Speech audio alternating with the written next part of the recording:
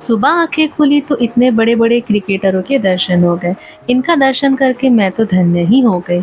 इनके दर्शन करने के बाद मायके में लगे हुए फुलवारी के मैंने दर्शन किए, जो कि बहुत ही हरे भरे थे और बहुत सुंदर लग रहे थे।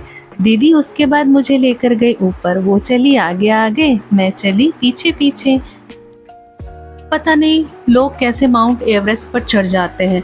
मैं तो कुछ सीढ़ियाँ चढ़ते चढ़ते ही थक गई थी। जैसे ही थक कर बैठी, दीदी ने बोला चलो योग करो, क्योंकि हमने 2-3 दिन से योग नहीं किया है।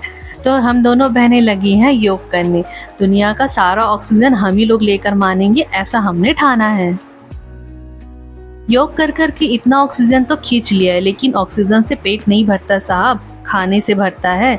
तो हमने नाश्ते में बनाया बच्चों के डिमांड पर ढोकला और इमली की चटनी।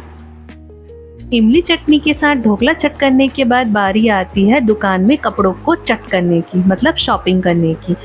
मैं, दीदी, भाभी और भाई पहुंच चुके हैं शॉपिंग करने।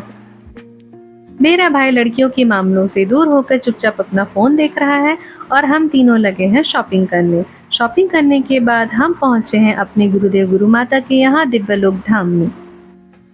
वहाँ पर विराजमान सारे देवी देवता के दर्शन हमने किए और आपके लिए भी ये वीडियो है, आप भी दर्शन करिए और उनका आशीर्वाद लीजिए। फिर हम अंत में गए अपनी दिव्यलोक वाली मैया के पास और उनका आशीर्वाद लिया। माता रानी आप सब पर भी अपनी कृपा दृष्टि बनाए रखी। वापस हम घर को आए। घर आने के बाद, खाना खाने के बाद हमारे पैर फिर भी आज टिक ही नहीं रहते घर पर, तो हम सब निकल पड़े हैं रात में घूमने के लिए। मौसम बहुत ठंडा था, ठंडी ठंडी हवाएं चली थी, क्योंकि थोड़ी देर पहले बारिश हुई थी। मुझे तो रात में घूमना बहुत अच्छा लगता है। आप में से किसको किसको रात में घूमना बहुत अच्छा लगता है, कमेंट करके ज़रूर बताइएगा। घूमते घूमते और बैठे बैठे पता नहीं हमारा खाना कैसे पच गया, हम सबको फिर से भूख लगने लग गई। तो रास्ते में हमने देखा कि एक गुपचुप वाले भैया अपना ठेला अभी भी लगाए हुए हैं, तो सबने मिलकर चाट और गुपचुप का भी आनंद लिया। अपने बड़े बड़े मुंह खोलकर गुपचुप खाने के बाद भरे हुए पेट ने भी हमें इजाज़त दे दी कि अब अपना मुंह बंद करो और चुपचाप घर को जाओ, क्योंकि रात बहुत हो चुकी थी और आराम भी करना है।